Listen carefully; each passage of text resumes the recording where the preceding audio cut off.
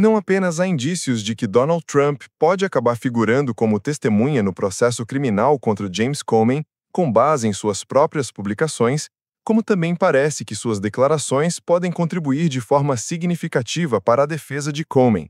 No fim das contas, isso pode se voltar contra o próprio Trump, já que ele é o principal articulador por trás do processo contra o ex-diretor do FBI e corre o risco de ser alvo de sanções futuras por desacato, em razão do padrão de comportamento que vem mantendo.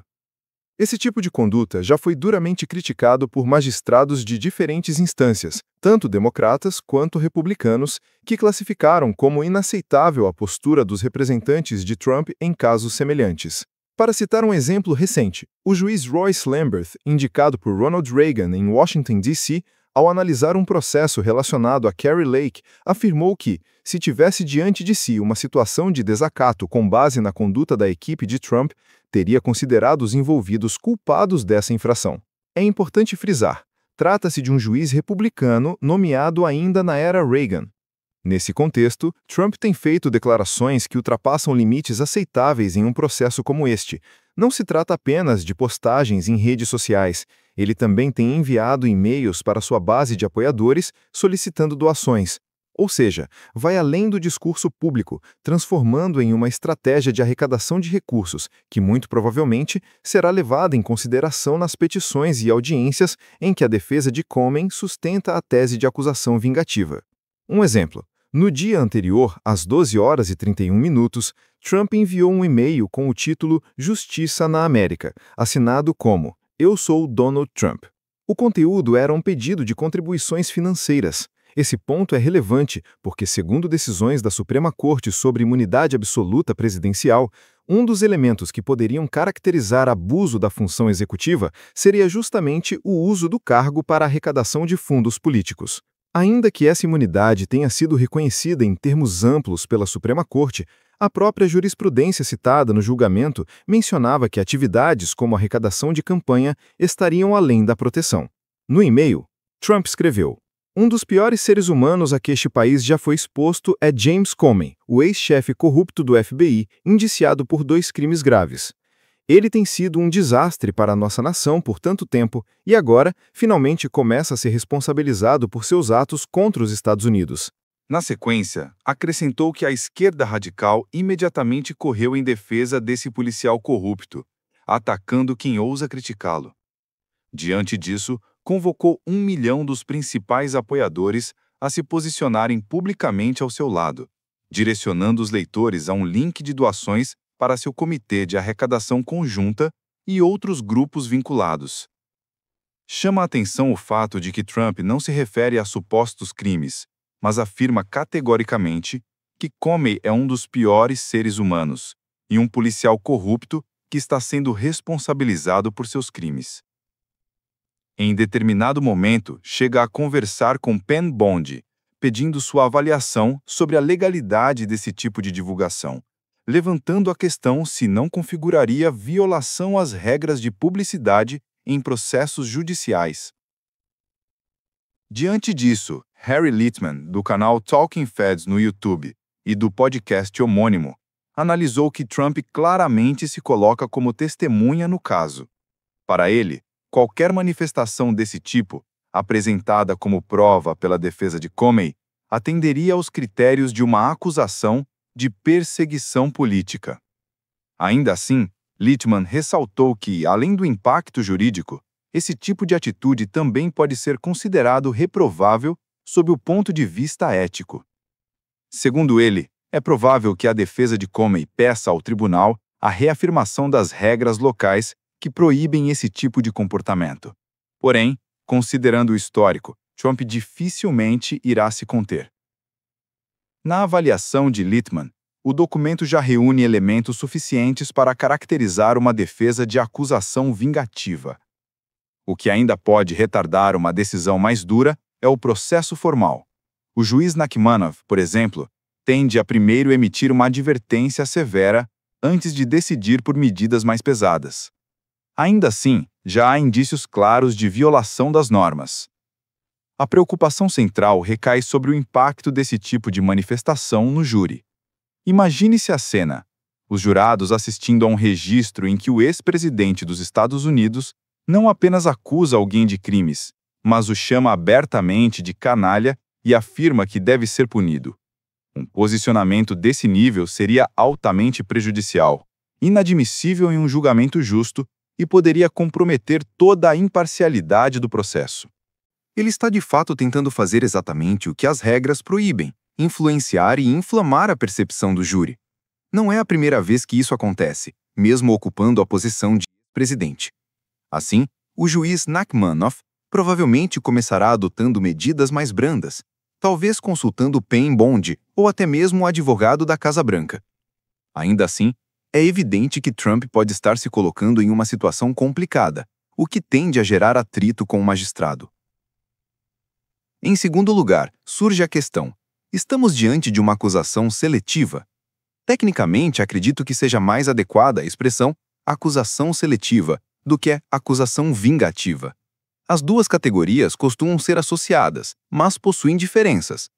A chamada acusação vingativa normalmente está relacionada ao exercício de determinados direitos, como o uso de colaboração premiada, enquanto a seletiva se refere a alguém escolhido para ser processado entre várias outras pessoas que, em condições semelhantes, não o seriam.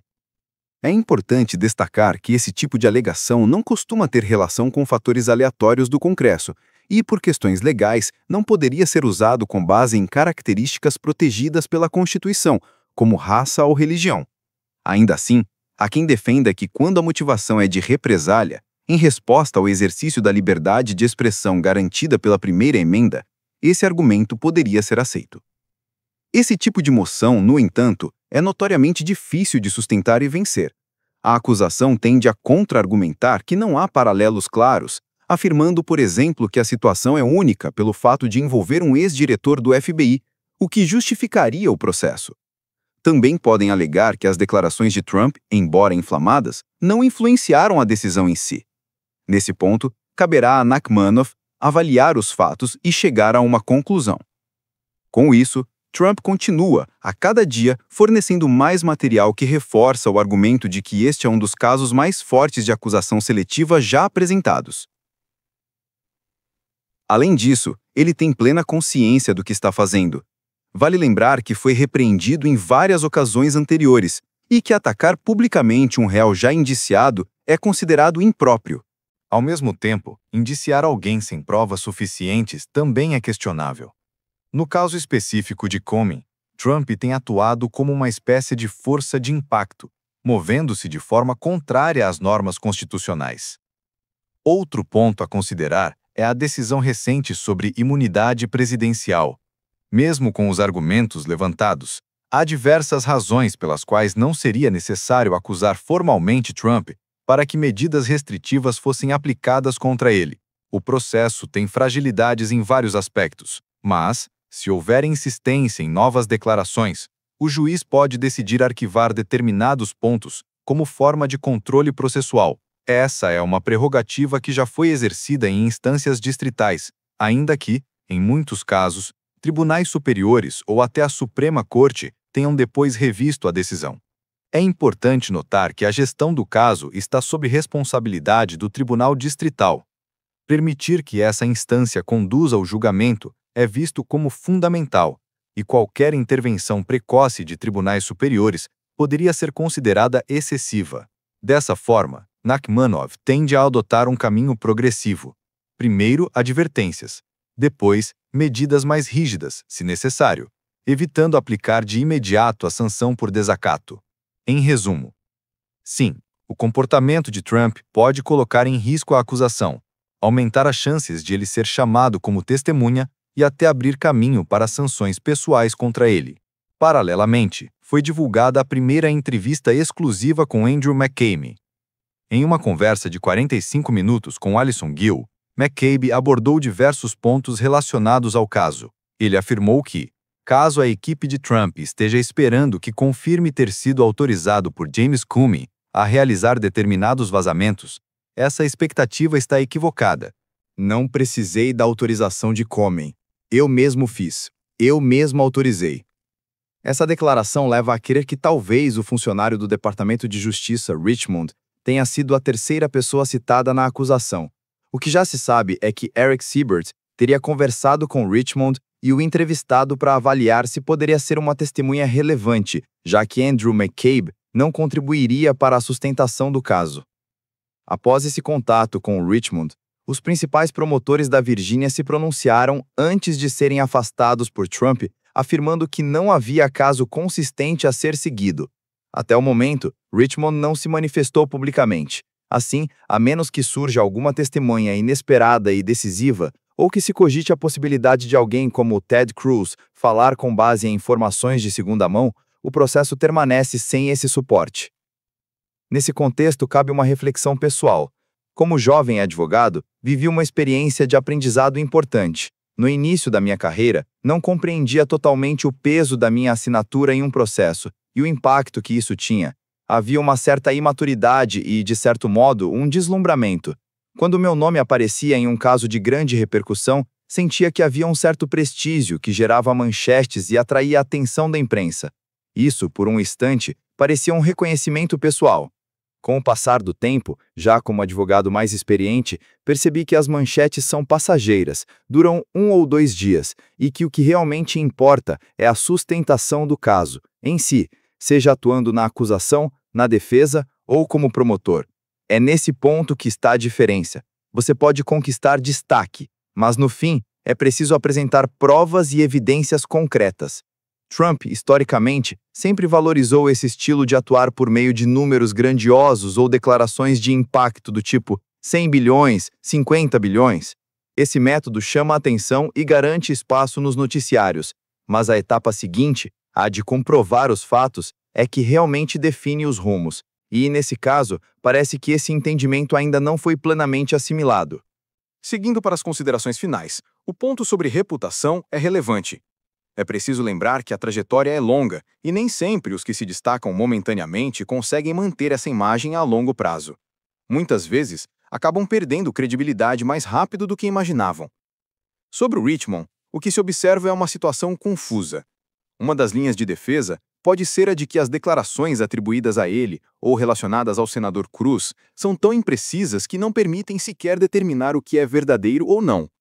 No entanto, tudo indica que o número 3 mencionado seja, de fato, Richmond. Em um texto publicado no Substack, intitulado 10 falhas fundamentais na acusação de Comey, foi apontado que uma delas está diretamente ligada a Richmond. A acusação, considerada mal elaborada, não descreve com clareza as falas atribuídas a Comey, mas apenas menciona que ele teria dado instruções a alguém do FBI. Contudo, se essas instruções foram destinadas a alguém que não fazia parte do órgão, como no caso de Richmond, o argumento jurídico se enfraquece, podendo até ser descartado. Richmond, além de ser amigo de longa data e ex-colega de Comey no Departamento de Polícia de Nova York, era uma pessoa de confiança em situações delicadas. Em determinado momento, diante de declarações de Trump que poderiam gerar riscos, Comey teria registrado anotações detalhadas para sua própria proteção, a fim de garantir que suas versões fossem preservadas. Houve, inclusive, a intenção de divulgar parte desse conteúdo. Vale ressaltar que vazamentos em Washington não são incomuns, sendo quase uma prática recorrente, ainda que arriscada. Richmond foi envolvido nesse processo e, posteriormente, assumiu posição acadêmica como professor na Universidade de Colômbia. Sua presença teria sido justificada por Comey como a de um funcionário especial do governo, permitindo que mantivessem conversas sob esse vínculo. Você pode até fazer isso, mas mesmo sem remuneração acaba não significando nada.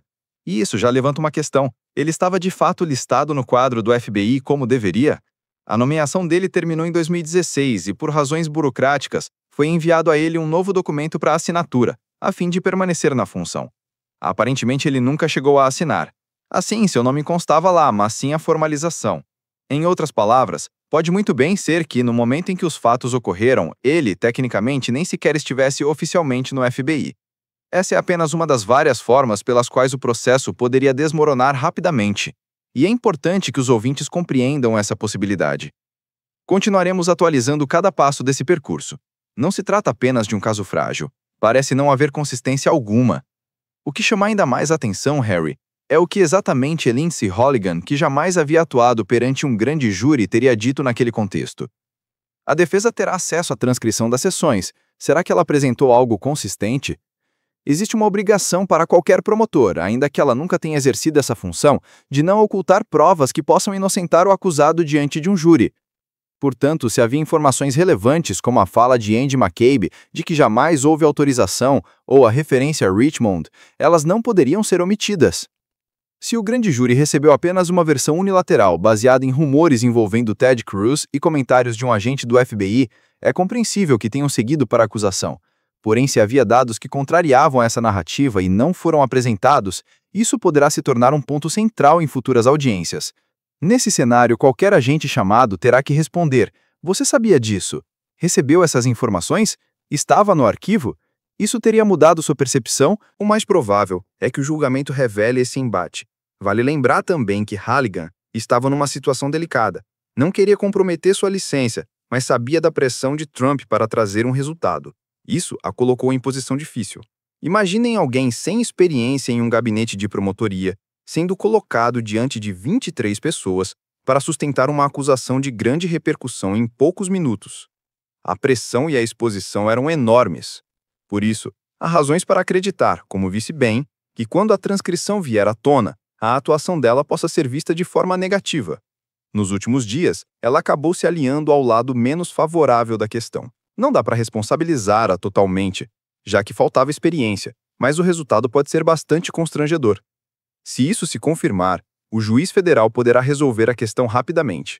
Tudo indica que, em breve, os agentes envolvidos terão que confirmar que receberam certas informações e que isso não foi devidamente levado ao júri. O processo deve avançar em ritmo acelerado. Dentro de cerca de 90 dias, o caso entra na fase de acusação formal no Tribunal Distrital e uma agenda será definida. Esse cronograma dependerá muito da postura de James Comey. Há sinais de que ele poderia preferir um julgamento que confirme sua versão com total clareza, mas seus advogados, incluindo Fitzgerald, parecem mais inclinados a buscar uma resolução rápida, sem prolongar o desgaste. O futuro do caso ainda depende dessas escolhas estratégicas, mas o cenário sugere que há muitas alternativas jurídicas a serem exploradas. Agora resta acompanhar como tudo será conduzido. Bom, a história deixa claro como o poder, vaidade e pressões políticas podem influenciar processos que deveriam ser guiados apenas por provas e justiça. Manchetes chamativas, estratégias jurídicas arriscadas e depoimentos contraditórios mostram que, muitas vezes, a verdade não é o ponto central, mas sim a narrativa que se constrói em torno dela. Figuras como Trump e Comey parecem lidar mais com o impacto público do que com os fatos em si, enquanto pessoas como Halligan são colocadas em posições delicadas entre a lealdade e a ética profissional. Essa tensão entre reputações pessoais e responsabilidades institucionais revela o quanto a justiça pode ser vulnerável às manipulações de bastidores. No fim, o que fica é a sensação de que, por trás de discursos e acusações, a luta real é pelo controle da narrativa, e não necessariamente pela verdade. O caso ensina que, em meio a jogos de poder, a importância da transparência e da consistência nas provas é inegociável. O processo mostrou como decisões apressadas, omissões de informações e busca por manchetes podem corroer não apenas a credibilidade das partes envolvidas, mas também a confiança da sociedade na justiça. É um lembrete de que a responsabilidade de quem acusa ou defende vai além do resultado imediato. Trata-se de preservar a integridade do sistema jurídico. A lição é clara. Quando se ignora a verdade, em nome de conveniência política ou pessoal, os riscos de fracasso e desgaste aumentam exponencialmente. Mais do que nunca, é preciso valorizar o equilíbrio entre estratégia e honestidade, pois a reputação construída com base em atalhos não resiste ao tempo. Agora, me diz, você acha que Lindsay Halligan foi vítima da pressão ou cúmplice do jogo político? E você acredita que as falhas na acusação foram simples erros processuais ou parte de um jogo político muito maior? Escreve aqui nos comentários, eu quero muito saber. E não esquece, deixa também o seu comentário com uma classificação de 1 a 10 para mostrar o quanto você gostou, porque assim eu consigo trazer mais vídeos que sejam interessantes para você. Se essa história te deixou intrigado, Deixe seu like e se inscreva no canal para não perder os próximos capítulos desses bastidores políticos e jurídicos. Afinal, cada detalhe pode mudar tudo.